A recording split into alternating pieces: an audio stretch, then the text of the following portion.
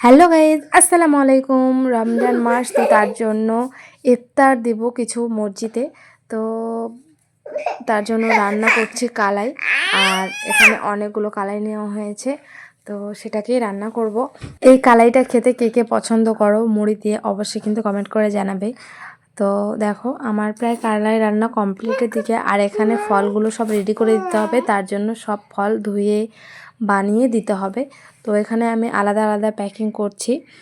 আর এখানে দেখো অনেক রকম ফল আছে, আঙ্গুর, আপেল, শসা, গাজর, তারপর ছিল খেজুর, আর ছিল আদা আর কালাই। ওটা হচ্ছে ভিজিয়ে তেল লবণ দিয়ে মেখে দিতে হয়। আর এখানে পাতা, গ্লাস, আর ছিল মুড়ি।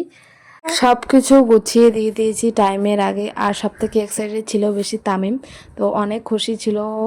আর এগুলো আমাদের বাড়ির জন্য। ওকে, খোদা হাফেজ।